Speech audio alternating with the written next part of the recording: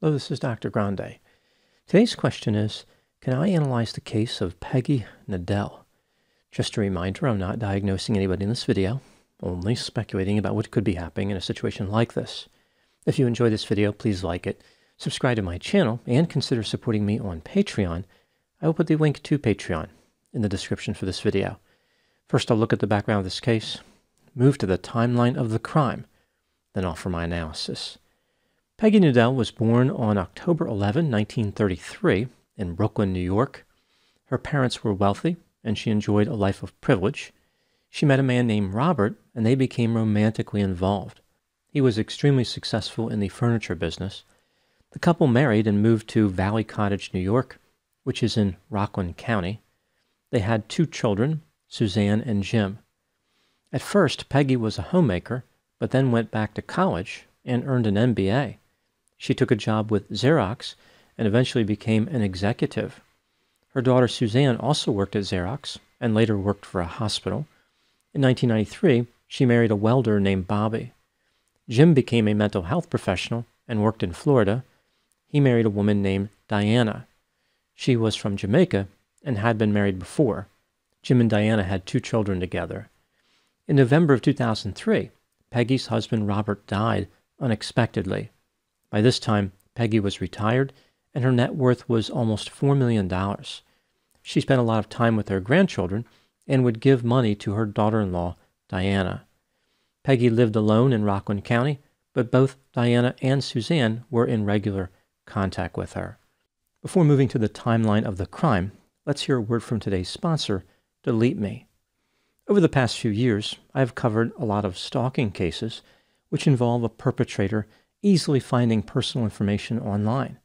When people try to get this information removed, they find it's extremely time-consuming. Fortunately, there is a solution.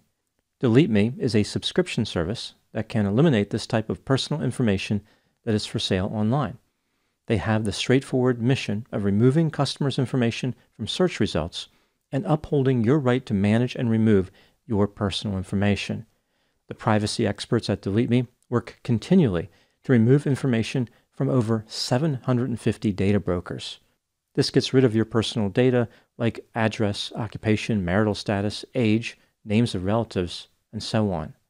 How does it work? Submit your information to Delete Me and their experts remove it. After that, they check every 3 months to make sure any new data gets removed as well. If you want to get your personal information removed from search results on the web, go to joindeleteme.com/drgrande. Delete Me is offering 20% off their privacy plans to all my viewers with code Dr. Grande. Again, that's joindeleteme.com/drgrande, promo code Dr. Grande. Now moving to the timeline of the crime. On Saturday, January 25, 2014, Peggy's daughter Suzanne was unable to reach her. Therefore, she drove to Peggy's residence. After making entry, Suzanne found 80-year-old Peggy at the bottom of the stairs. There was a knife in her chest, and it appeared as though Peggy was dead.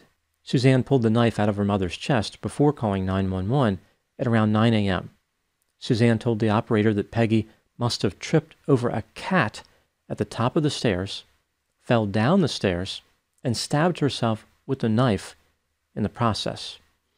The police arrived at the scene, and right away, their curiosity killed the cat homicide theory. It was clear that Peggy had been stabbed multiple times, which would not happen falling down steps. In addition, she had been strangled and beaten with a small statue. Either she had a cat with a very special set of skills, or a human being was the killer. Investigators found that there was no forced entry into the house. Peggy's wallet, jewelry, and computer were missing. 2 chairs were pulled out at the kitchen table, as if Peggy had a visitor recently. No useful physical evidence was recovered from the scene. No DNA, no hair, no fingerprints, no blood, no footprints, nothing at all. At 1:17 a.m. on Saturday, Peggy received a phone call from a burner phone. A few minutes later, her house alarm was tripped at the front door. The security company called her at 1:23 a.m. Peggy answered the phone. She said the code word is Max and to disregard the alarm. This was the correct code, therefore the security company did not take any action. Initially, the police thought that Suzanne could have been involved in her mother's murder, but it didn't take long for them to redirect their efforts toward another potential suspect. Investigators started looking into the activity of Diana Nadell, Peggy's daughter-in-law, who lived in Florida. Diana's husband, Jim, had an alibi for the night of the murder. He was in Florida, but Diana was not with him. She claimed that she was in Washington, D.C. at a family wedding. When the police examined her phone activity, they noticed that her phone was in Washington, D.C. on the night of the murder. However, the pattern of activity was unusual. The phone was used to contact people who Diana had not contacted before. Some of these people were criminals. After 9:30 p.m. on Friday, there was not much activity from Diana's phone. Normal activity did not resume until 8 a.m. on Saturday.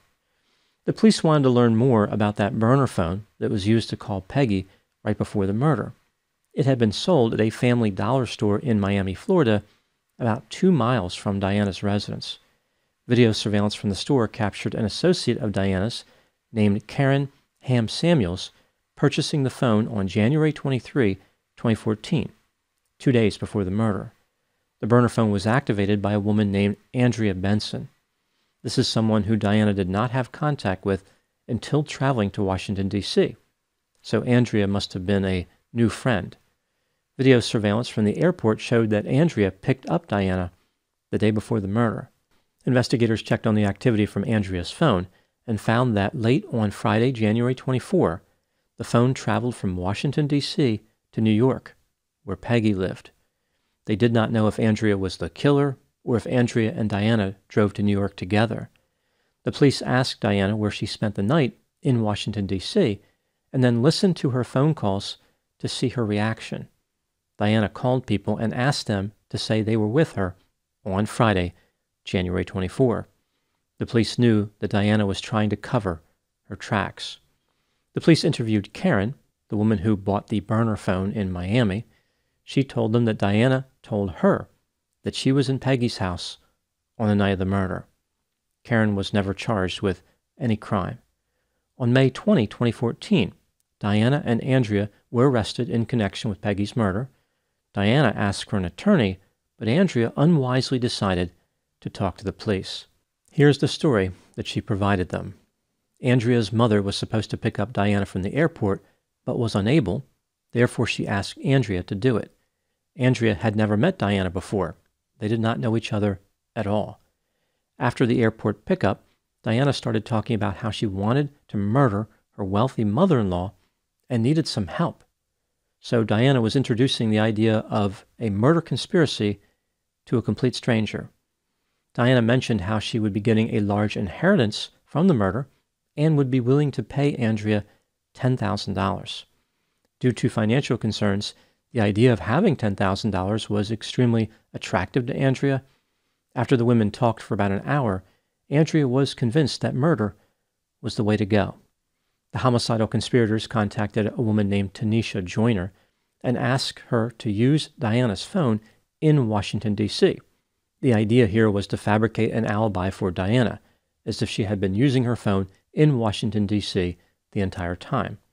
After giving Tanisha the phone, Diana and Andrea drove north through Maryland, Delaware, and New Jersey to get to New York.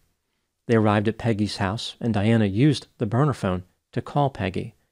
Diana indicated that she wanted to speak to her.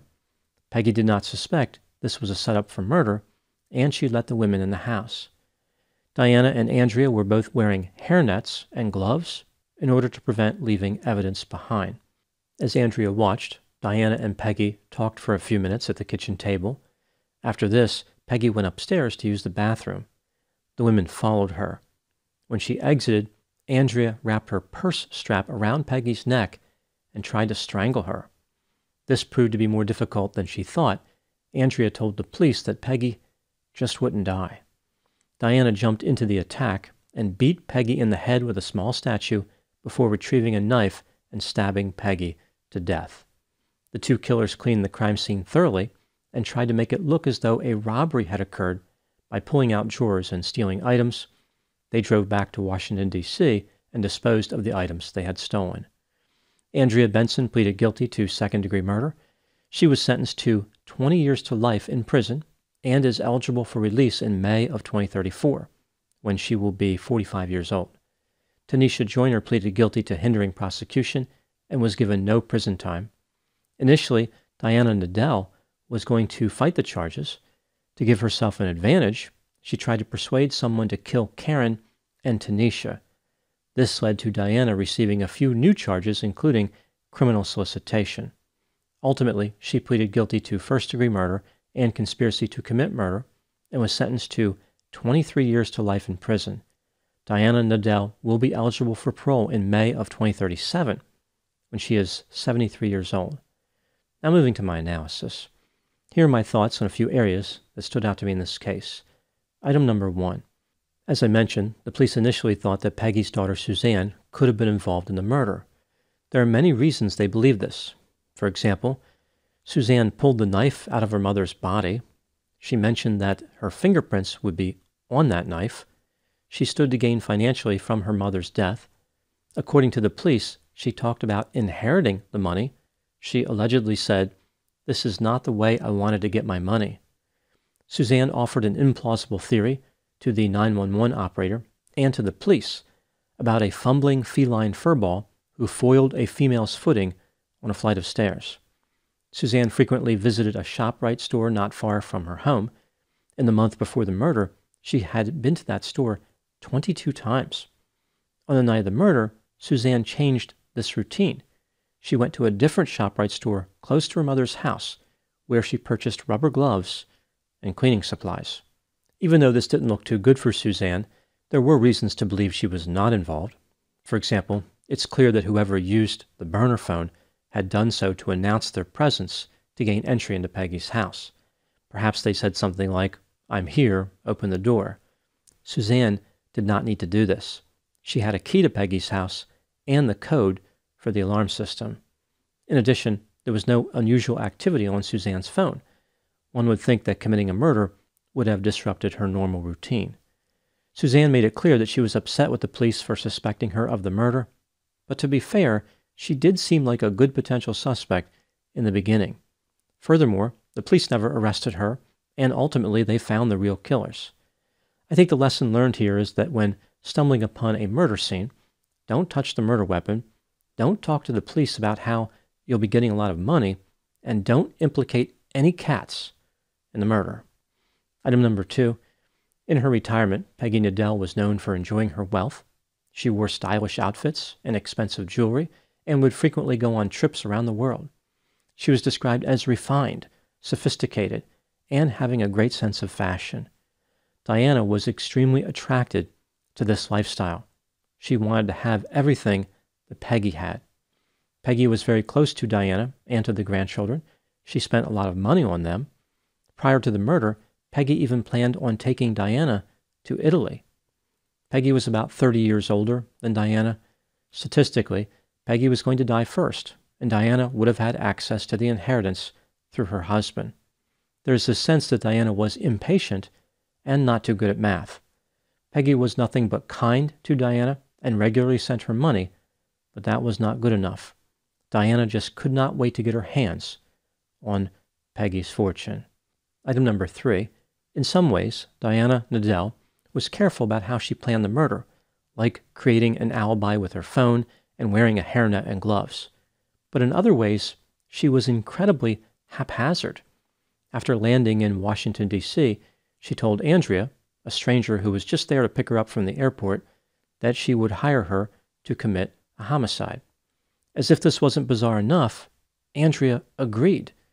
How reckless, impulsive, and irresponsible must a person be to agree to a murder conspiracy with someone they just picked up in an airport? Was Andrea really that sadistic and desperate for money at the same time?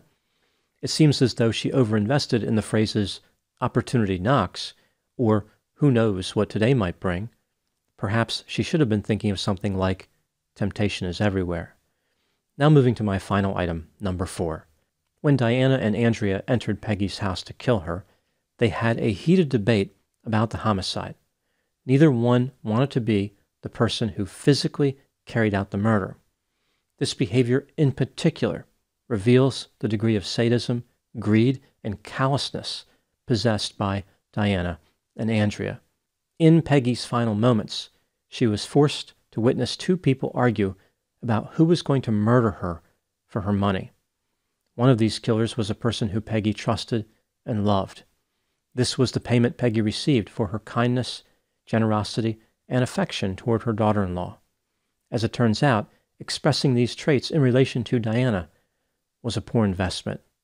The state of New York should keep Diana in prison for her entire life, because that is a good investment for the safety of the public.